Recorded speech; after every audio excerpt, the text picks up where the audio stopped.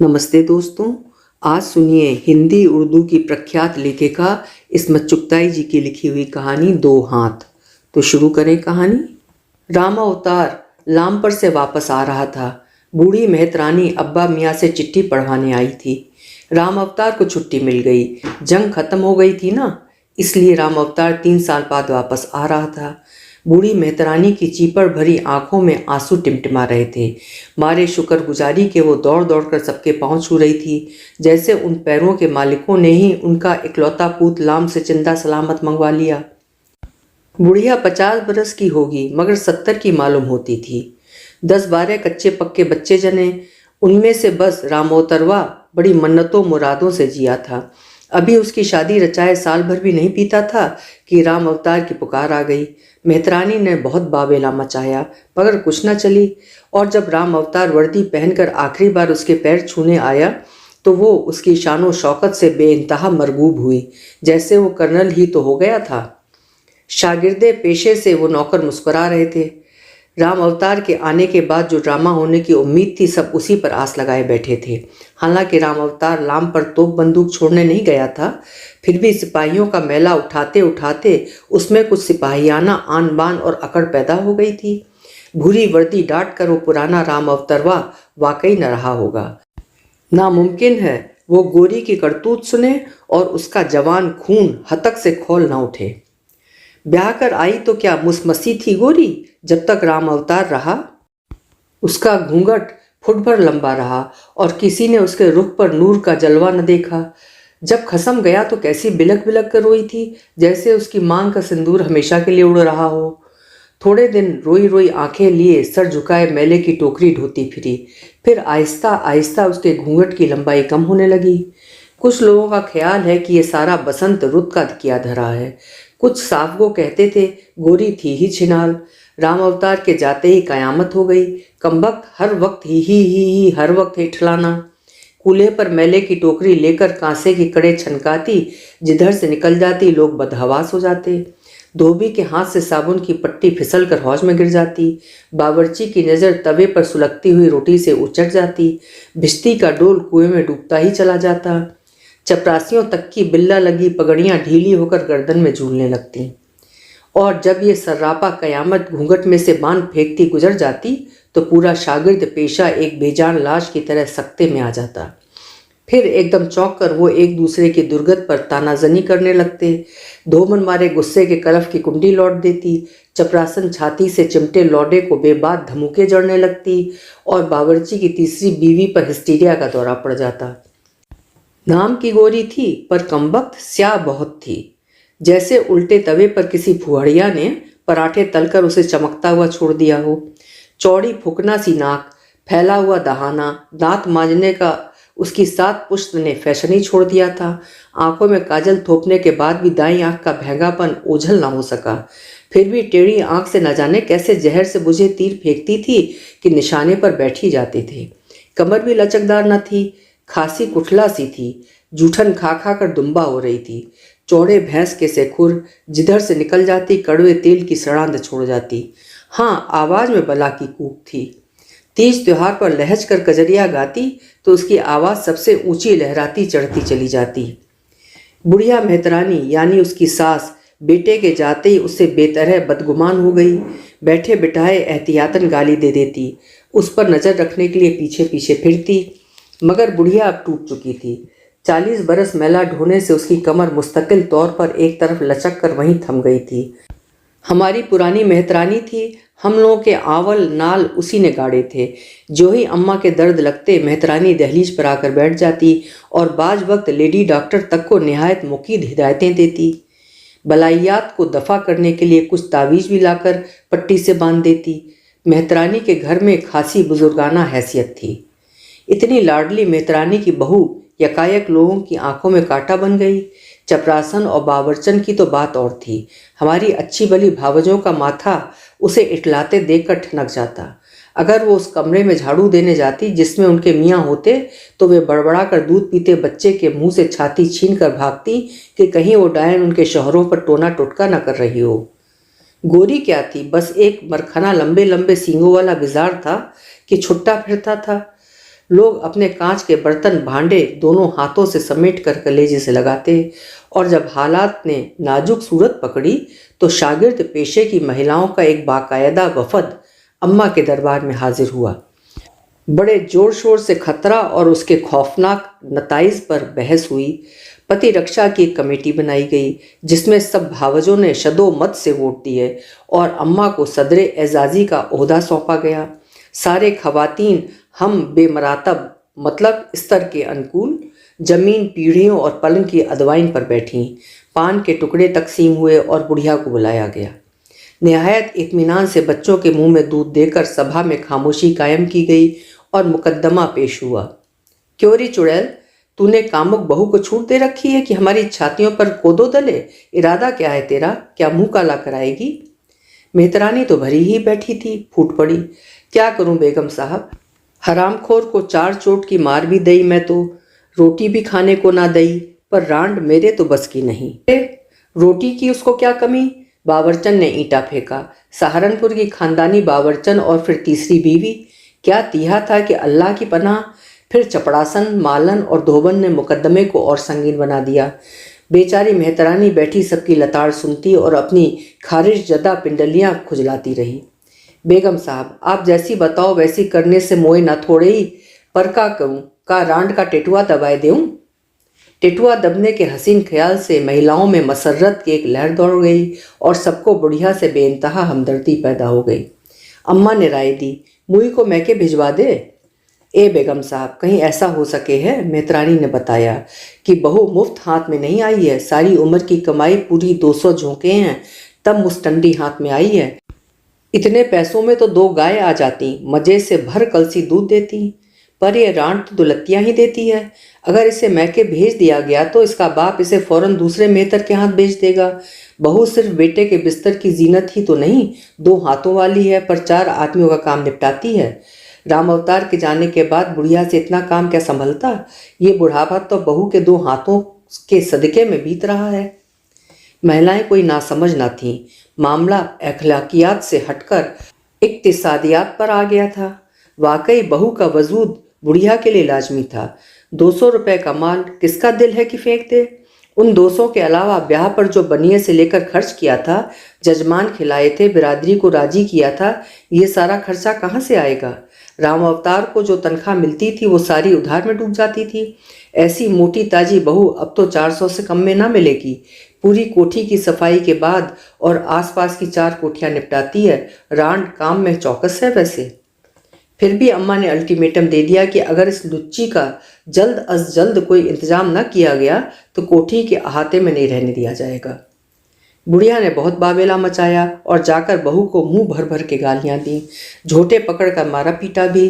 बहू उसकी जर खरीद थी, पिटती रही, बड़बड़ाती रही और दूसरे दिन सारे मामले की धज्जियां बिखेर दी। बावर्ची, भिश्ती, धोबी और चपरासियों ने तो अपनी बीवियों की मरम्मत की। यहाँ तक कि बहू के मामले पर मेरी मुहज्जब भाभियों और शरीफ भाइयों में भी खटपट। भाभियों के मैके तार जाने लगे। गरज बहू हरे भरे खानदान के लिए सुई का कांटा बन गई। मगर 2-4 दिन के बाद बूढ़ी मेहतरानी के देवर का लड़का रतिराम अपनी ताई से मिलने आया, फिर वहीं रह पड़ा। 2-4 कोठियों में काम बढ़ गया था सो वो भी उसने संभाल लिया। अपने गांव में आवारा ही तो घूमता था। उसकी बहू अभी नाबालिग थी इसलिए गौना नहीं हुआ था। रतिराम के आते ही मौसम एकदम लौटपौट होकर बिल्कुल बदल गया। जैसे घनघोर घटाएं हवा के झोंकों के साथ तितर बितर हो गईं। बहू के कहकहे खामोश हो गए, कांसे के कड़े गूंगे हो गए और जैसे गुब्बारे से हवा निकल जाए तो वो चुपचाप झूलने लगता है, ऐसे। बहू का घूंघट झूलते झूलते नीचे की तरफ बढ़ने लगा। अब वो बजाय बेनथे बैल के निहायत शर्मीली बहू बन गई। जुमला महिलाओं ने इत्मीनान का सांस लिया। स्टाफ के मर्दुए उसे छेड़ते भी तो छुई मुई की तरह लजा जाती और आंख दिखाते तो वो घूंघट में से भैंगी आंख को और तिरछा करके रतिराम की तरफ देखती, जो फौरन बाजू खुजलाता सामने आकर डट जाता। बुढ़िया पुरसुकून अंदाज में दहलीज पर बैठी अधखुली आंखों से ये आनंददायक ड्रामा देखती और गुड़गुड़ी पिया करती। चारों तरफ ठंडा ठंडा सुकून छा गया, जैसे फोड़े का मवाद निकल गया हो। मगर अब बहू के खिलाफ एक नया महाज कायम हो गया और वो अमले की मर्द जात पर मुश्तमिल था। बात बेबात बावर्ची जो उसे पराठे तल कर दिया करता था, कुंडी साफ न करने पर गालियां देने लगा। धोबी को शिकायत थी कि वो कलफ लगाकर कपड़े रस्सी पे डालता है, ये हरामजादी खाक उड़ाने आ जाती है। चपरासी मर्दाने में 10-10 मर्तबा झाड़ू दिलवाते, फिर भी वहाँ की गजालत का रोना रोते रहते। भिश्ती जो उसके हाथ धुलाने के लिए कई मशके लिए तैयार रहता था, अब घंटों सहन में छिड़काव करने को कहती मगर टालता रहता, ताकि वो सूखी जमीन पर झाड़ू दे तो चपरासी गर्दा उड़ाने के जुर्म में उसको गालियां दे सके। मगर बहू सिर झुकाए सबकी डांट फटकार एक कान सुनती, दूसरे कान उड़ा देती। न जाने सास से जाकर क्या कह देती कि वो काएं काएं करके सबका भेजा चाटने लगती। अब उसकी नज़र में बहू निहायत पारसा और नेक हो चुकी थी। फिर एक दिन दरोगा जी दाढ़ी वाले, जो तमाम नौकरों के सरदार थे और अम्मा के खास मुशीर समझे जाते थे, अब्बा के हुजूर में दस्त बस्ता हाजिर हुए और उस भयानक बदमाशी और गजालत का रोना रोने लगे जो बहू और रतीराम के नाजायज़ ताल्लुकात से सारे शागिर्द पेशे को गंदा कर रही थी। अम्मा ने मामला सेशन सुपुर्द कर दिया, यानी अम्मा को पकड़ा दिया। महिलाओं की सभा फिर से जुड़ी और बुढ़िया को बुलाकर उसके लत्ते किए गए। अरे निगोड़ी, खबर भी है तेरी, ये कामुक बहू क्या गुल खिला रही है। मेहतरानी ने ऐसे चुंदरा कर देखा जैसे कुछ नहीं समझती गरीब कि किसका जिक्र हो रहा है। और जब उसे साफ साफ बताया गया कि चश्मदीद गवाहों का कहना है कि बहू और रतीराम के ताल्लुकात नाजायज़ हद तक खराब हो चुके हैं, दोनों बहुत ही काबिले एतराज़ हालात में पकड़े गए हैं, तो उस बुढ़िया बजाय अपनी बेहतरी चाहने वालों का शुक्रिया अदा करने के बहुत चराग पा हुई। बड़ी बाबेला मचाने लगी कि राम अवतरवा होता तो उन लोगों की खबर लेता जो उसकी मासूम बहू पर तोहमत लगाते हैं। बहू निगोड़ी तो अब चुपचाप राम अवतार की याद में आंसू बहाया करती है, कामकाज भी जान तोड़कर करती है, किसी को शिकायत नहीं होती, ठठोल भी नहीं करती। लोग उसके नाहक दुश्मन हो गए हैं। बहुत समझाया मगर वो तो मातम करने लगी कि सारी दुनिया इसकी जान की लागू हो गई है। आखिर बुढ़िया और उसकी मासूम बहू ने लोगों का क्या बिगाड़ा है? वो तो किसी के लेने देने में नहीं है। आज तक उसने किसी का भांडा नहीं फोड़ा, उसे क्या जरूरत जो किसी के फटे में पैर घुसाती फिरे। कोठियों के पिछवाड़े क्या नहीं होता, मेहतरानी से किसी का मैला नहीं छुपता। इन बूढ़े हाथों ने बड़े लोगों के गुनाह दफन किए हैं। ये दो हाथ चाहें तो रानियों के तखत उलट दें, पर नहीं, उसे किसी से बुग़्ज़ नहीं। मगर उसके गले पर छुरी दबाई गई तो शायद गलती हो जाए। वैसे वो किसी के राज अपने बूढ़े कलेजे से बाहर नहीं निकलने देगी। उसका तीहा देखकर फौरन छुरी दबाने वालों के हाथ ढीले पड़ गए। सारी महिलाएं उसको पुचकारने लगीं। बहू कुछ भी करती थी, उनके अपने किले तो महफूज थे, फिर शिकायत कैसी। फिर कुछ दिन के लिए बहू के इश्क की चर्चा कम होने लगी, लोग कुछ भूलने लगे। मगर ताड़ने वालों ने ताड़ लिया कि कुछ दाल में काला है। बहू का भारी भरकम जिस्म भी दाल में काले को ज़्यादा न छुपा सका और लोग बुढ़िया को समझाने लगे। मगर उस नए मौजू पर बुढ़िया बिल्कुल उड़न घाइयाँ बताने लगी, बिल्कुल ऐसी बन गई जैसे एकदम ऊंचा सुनती हो। अब वो ज़्यादातर खाट पर लेटी बहू और रतीराम पर हुक्म चलाया करती। कभी खांसती छींकती बाहर धूप में आ बैठती तो वो दोनों उसकी ऐसी देख रेख करते जैसे वो कोई पटरानी हो। भली बीवियों ने उसे खूब समझाया, रतीराम का मुंह काला कर और इससे पहले कि राम अवतार लौट कर आए बहू का इलाज करवा डाल। वो खुद इस फन में माहिर थी, 2 दिन में सफाई हो सकती थी। मगर बुढ़िया ने कुछ समझकर ही न दिया, बिल्कुल इधर उधर की शिकायतें करने लगी कि उसके घुटनों में पहले से ज़्यादा ऐंठन होती है और कि कोठियों में लोग बहुत ही ज़्यादा बादी चीज़ें खाने लगे हैं। किसी न किसी कोठी में दस्त लगे ही रहते हैं। उसकी टाल मटोल पर जलकर नासेहीन मतलब उपदेशक मरमंड हो गए। माना कि बहू औरत जात है, नादान है, भोली, बड़ी बड़ी शरीफ ज़ादियों से खता हो जाती है, लेकिन उनकी आला खानदान की मुअज़्ज़ज़ सासें यूँ कान में तेल डाल कर नहीं बैठ जाती। पर न जाने बुढ़िया क्यों सठिया गई है। जिस बला को बुढ़िया बड़ी आसानी से कोठी के कूड़े की तह में दफन कर सकती थी, उसे आंखें नीचे पलने दे रही है। राम अवतार के आने का इंतजार था। हर वक्त धमकियां तो देती रहती थी, आने दे राम अवतरवा का, कहांगी तोरी हड्डी पसली एक कर दी है। और अब राम अवतरवा लाम पर से जिंदा वापस आ रहा था। फिजा ने सांस रोक ली थी। लोग एक मुहीब हंगामे के मुंतजिर थे। मगर लोगों को सख्त कोफ्त हुई जब बहू ने लौंडा जना। बजाय उसे जहर देने के बुढ़िया के मारे खुशी के माचे खेल गई। राम अवतार के जाने के 2 साल बाद पोता होने पर वो कतई आश्चर्यचकित न थी।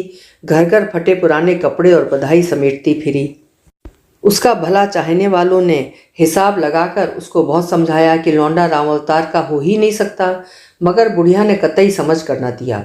उसका कहना था, आषाढ़ में राम अवतार लाम पर गया, जब बुढ़िया पीली कोठी के नए अंग्रेजी वज़ा के संडास में गिर पड़ी थी। अब चैत लग रहा है और जेठ के महीने में बुढ़िया को लू लगी थी, मगर बाल बाल बच गई थी। जभी से उसके घुटनों का दर्द बढ़ गया। वैद्य जी पूरे हरामी हैं, दवा में खड़िया मिला कर देते हैं। इसके बाद वो बिल्कुल असल सवाल से हटकर खेलाओं की तरह ऑल फॉल बकने लगी।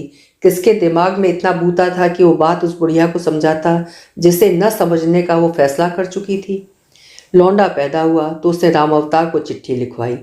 राम अवतार को बात चुम्मा प्यार के मालूम हो कि यहाँ सब कुशल है और तुम्हारी कुशलता भगवान से नेक चाहते हैं और तुम्हारे घर में पूत पैदा हुआ है, सो तुम इस खत को तार समझो और जल्दी से आ जाओ। लोग समझते थे कि राम अवतार जरूर चिरागपा होगा, मगर सब उम्मीदों पर ओस पड़ गई जब राम अवतार का मसरत से लबरेज खत आया कि वो लौंडे के लिए मोजे और बनियाइनें ला रहा है। जंग खत्म हो गई और अब वो वापस आने वाला है। बुढ़िया पोते को घुटनों पर लिटाए खाट पर बैठी राज किया करती। भला इससे ज़्यादा हसीन बुढ़ापा क्या होगा कि सारी कोठियों का काम तुरत फुरत हो रहा हो, महाजन का सूद पाबंदी से चुक रहा हो और घुटने पर पोता सो रहा हो। खैर, लोगों ने सोचा राम अवतार आएगा, असलियत मालूम होगी। अब राम अवतार जंग जीत कर आ रहा था। आखिर सिपाही है, क्यों न खून खोलेगा। लोगों के दिल धड़क रहे थे। शागिर्द पेशे की फिजा जो बहू की तोता चश्मे की वजह से सो गई थी, 2-4 खून होने और नाके कटने की आस में जाग उठी। लौंडा साल भर का होगा जब राम अवतार लौटा। शागिर्द पेशे में खलबली मच गई।